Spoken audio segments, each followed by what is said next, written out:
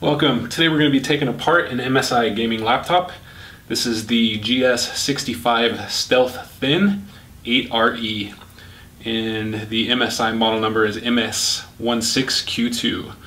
And to start out, we're going to be using a small Phillips bit. This is a 2.5. Alright, and as usual, the first thing we're going to do is flip the laptop over so you have the bottom side up. And we're going to remove all of these Phillips screws here that are visible on the bottom case, including the one underneath the factory seal. And keep in mind, if your laptop is under warranty, breaking the seal will void the warranty, so just keep that in mind. So we'll go ahead and remove those screws.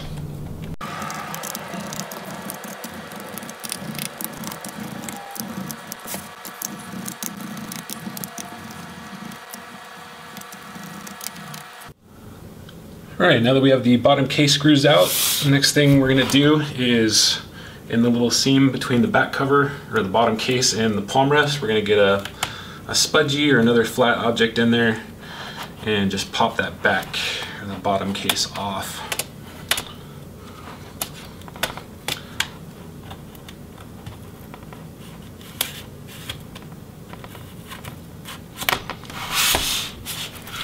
You might have to work around it a little bit, but just keep at it, and that bottom will kind of pop up, and then you can finish removing it.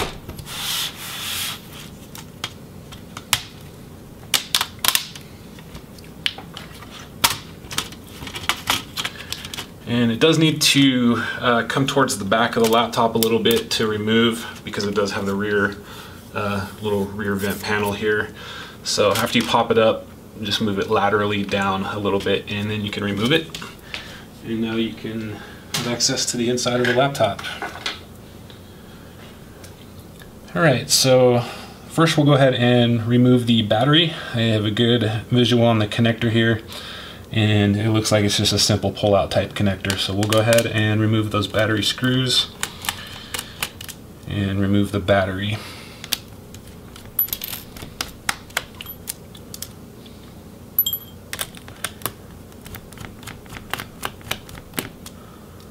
It does look like the speaker wire here is a little bit woven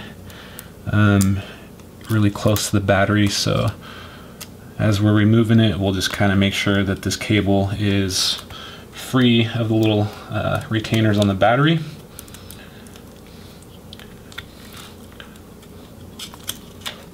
Alright, so I'll move the battery down and out a little bit, give us a little bit more room to pull that connector. And then we'll just give it a good wiggle out of the motherboard.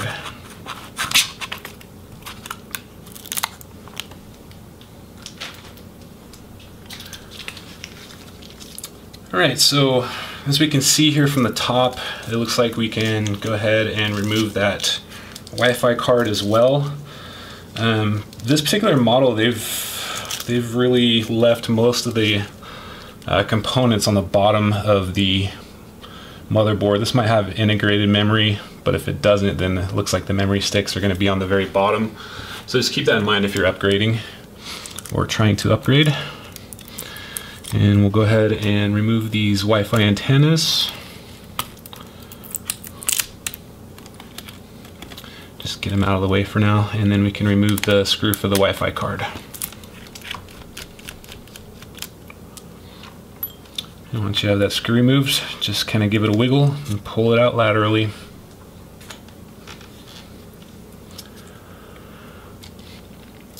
Okay, looks like we have our video cable there on top of the fans, so we'll go ahead and flip up the little retainer with your fingernail, and then it is held on by a little bit of adhesive on the fan, so you can either loosen the adhesive first or just pop that connector out, and then we can just pull the rest of it off of the fan there. Alright. This one might be a little bit tricky. It looks like we're ready to pull the motherboard. So what we're going to do is we're going to go ahead and flip up the rest of the retainers here and remove the ribbons. So they look all like the same type. They just flip them up and they do go in opposite directions. So just keep that in mind. And looks like the one for the LED board up front just pulls straight out, just like the other ones.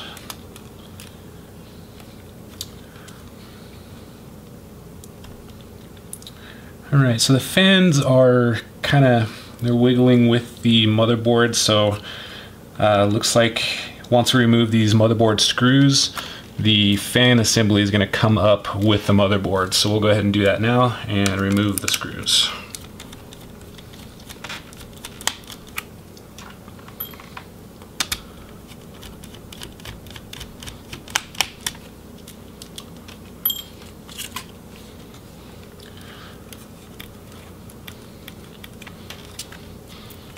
And then when you're first going to remove the motherboard, just keep in mind that the ports usually stick through the palm rest or the bottom case, whichever the motherboard is sitting in.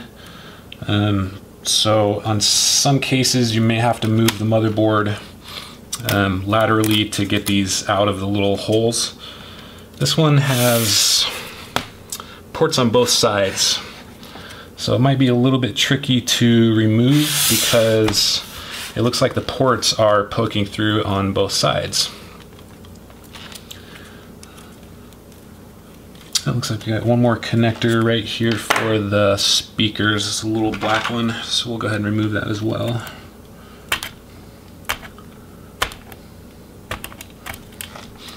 This one just pulls straight out. So you can see audio board, where the audio ports are poking through on this side, and HDMI and whatever these other ones are, USB-C, are kind of poking through as well. This one might be a little bit tricky to get out. You may need to try to keep a little bit of tension on one side, on the thin metal that's actually making up that palm rest, and just wiggle it up while you're pulling on the that thin metal there. And then once you have the one side up, that looks like we got one more ribbon here as well. So it's always good to double check, and especially when you're going to first remove the motherboard, to just kind of give it a gentle wiggle. And that way if you've missed a ribbon or something, then you won't do it any harm before you find it.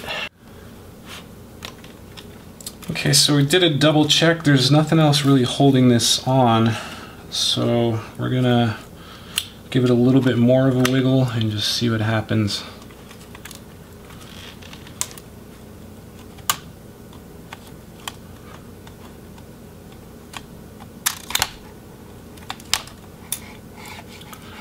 Okay, so there's nothing else really holding it on after we remove those screws, so we'll go ahead and just gently flip it over. Make sure there's no ribbons on the back side that we missed, so looks like we're good. And as you can see on the motherboard, your SSD is right here in front, held on by one screw, and your two RAM sticks are right here. So it's definitely not the easiest laptop to upgrade, because basically you have to remove the motherboard to actually get to any of the components that are upgradable. So we're gonna go ahead and set the motherboard aside, and if you need to remove your RAM, you just spread the two sticks here and they'll flip up and you can pull them out of the slots. And as you can see, your SSD drive is just held on by one screw and it just slides in and out that little port there. So we can move on to the palm rest.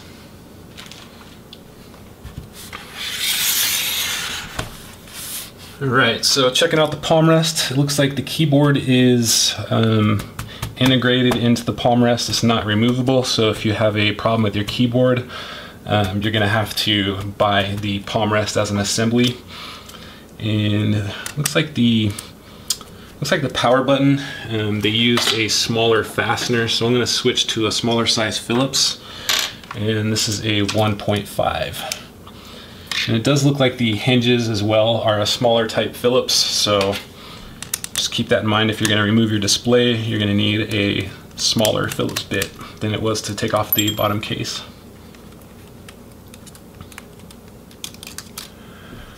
All right, so for the power button, we took off the screw, and it looks like there is a small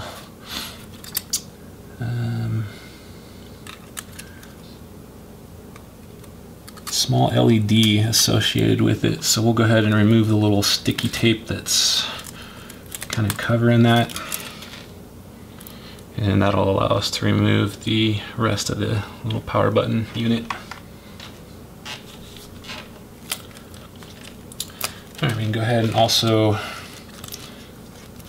get these Wi-Fi antennas out of the way.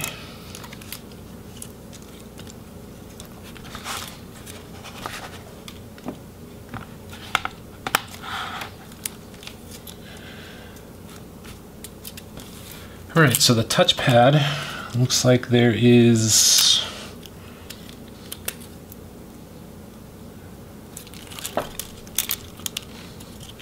it looks like the touchpad is also non-removable on this. So if you have a problem with your touchpad,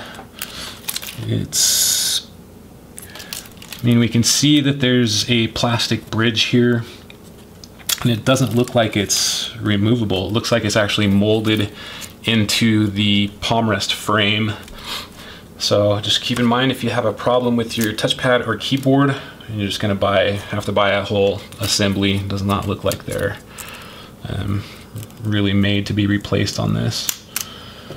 Okay, so we have a LED board here in the front and a couple speakers that are just kind of held on by rubber grommets, and that's about the only other thing you can replace on the palm rest assembly. All right, so we'll go ahead and unwind these Wi-Fi antennas as well, and just make sure we have them pulled through the chassis here. So I'm going to go ahead and pop up the rear, this little rear cover back here. Looks like they've ran the Wi-Fi antennas underneath it, so this part just pops straight off.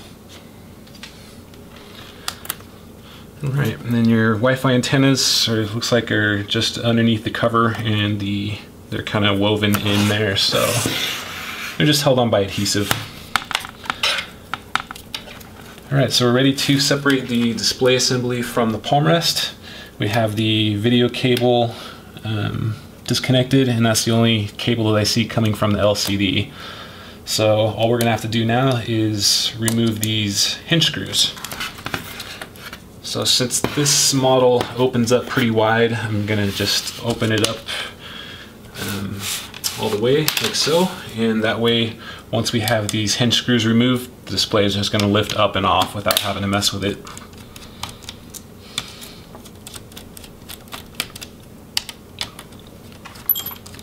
So there are a lot of models of laptops that the display doesn't open up all the way, so you kind of have to hold it from underneath while you're removing the screws. But this one, a lot easier.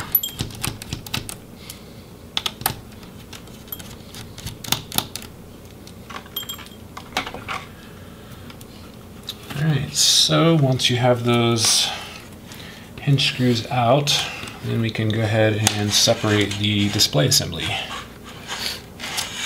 Now, something I'm kind of noticing on this one is the hinges are not typical of most laptops, so on this case it's probably better to have the display cocked to 90 degrees, and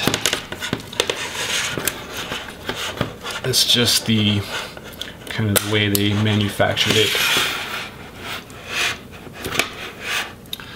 So as you can see, kind of the hinge has to be bent enough to where it's going to kind of clear the little screw ports. So that's about the general position that they need to be in to release from the palm rest, because it is kind of a tight fit, so it kind of clips on like that. So about 90 degrees is the best position to remove that screen. And so we are done with the palm rest, and we'll go ahead and move on to the rest of the laptop. All right, now we're ready to remove the components on the motherboard. So we're going to start with the RAM. So just go ahead and spread those little bars until that stick flips up, and then you can remove those RAM sticks. All right, now for the SSD drive, looks like we just have the one screw, and we will remove it.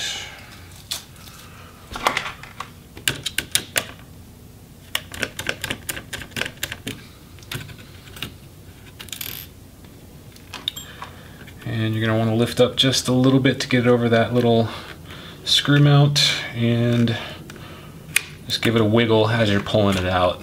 Sometimes these can be pretty stuck on there, and especially if it's got the little cooling pad there, it can act as an adhesive. So always wiggle, and then you shouldn't have any problem taking it off. Alright, so we can see for the 3 cooling fans, we have 3 connectors on the motherboard. And we want to go ahead and unplug those connectors.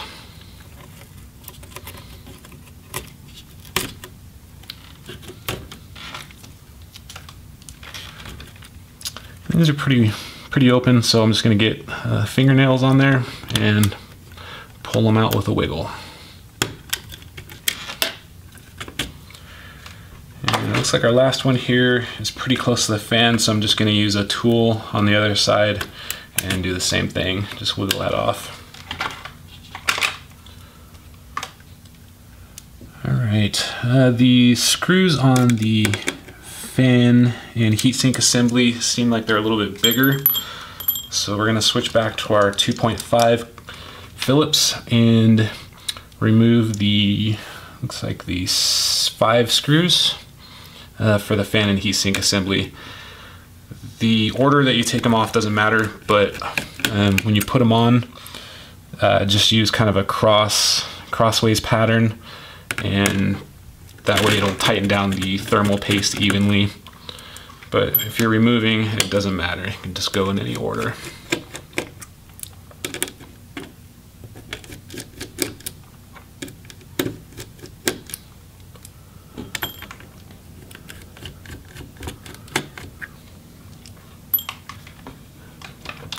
Alright, so we got the screws off, and we have the connectors disconnected from the motherboard. Let's give one last look over here. It's not covering a screw, so we'll go ahead and just get a little fingernail underneath one edge of that fan heatsink assembly, and we're just going to pry up with our fingernail real gently. Sometimes these are kind of hard to remove, especially if they cover a lot of ground. This one, there's a lot of surface area, and it's held onto the GPU and the CPU at the same time. So you may need to kind of give it a little extra pressure up, and then just wiggle it until it starts to work itself free. The CPU thermal paste can tend to harden over time, so the older your laptop is, usually the harder that it's going to be to remove your fan and heatsink assembly.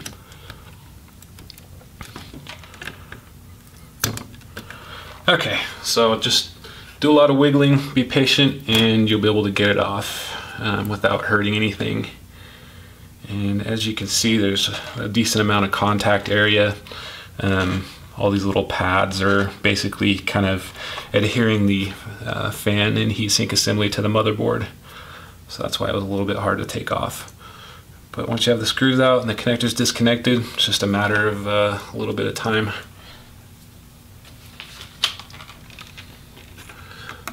Alright, so it looks like it for the motherboard. We have everything off it, and it's ready to go. Alright, now for the display assembly, we're going to end up leaving this one complete, and the best way to remove the screen on this one is to really gently work up this really thin bezel. The display is easy to break because it's so thin. It's made for a slim laptop, so it's got a really thin LCD panel, a really thin bezel, and a really thin back cover. So if you do want to try to tackle replacing the screen yourself, you're just going to get a spudgy or another flat object in the seam where the bezel and the back cover meet, and just keep in mind that there's adhesive all the way around, and it comes off unevenly, so just plan on maybe trying to use a different adhesive to attach the bezel back on. And after you've lifted the bezel, you can kind of see the ridge here and the screen inside, and it does not feel like it's even attached. I mean, I can move the screen easily with the spudgy. So the screen is basically, it feels like it's held on just by the bezel being here. There may be a couple screws on the bottom, but I know for sure there's a ton of adhesive on the bottom. So I would not try to actually disassemble the screen unless you have a heat gun and a lot of patience. Otherwise, it might be worth considering just buying the unit whole. But if you do decide to take it apart, just be very, very careful and make sure you have the correct tools. Otherwise, you're going to be breaking stuff and, you know, maybe hating yourself for it and having to wait for, you know, new parts to arrive. All right, so this is how you disassemble an MSI GS65 stealth thin gaming laptop. This one's the 8RE, and it's the i7-8750H with the GeForce GTX 1060. So hopefully this video helped you out. If you want to put it all back together, just play the video in reverse. There's definitely a few steps to getting that motherboard out, but all in all, this laptop wasn't really that hard to work on. Just be patient so you don't break anything, and you'll be able to get in there and upgrade your SSD if you want, or your RAM. And definitely ground yourself or wear a wrist strap so you don't mess up your motherboard, because I'm pretty sure it's going to be a few $100 to replace that thing. So hopefully this video helped you, and if you liked it or it helped you out, please like and subscribe. Thank you.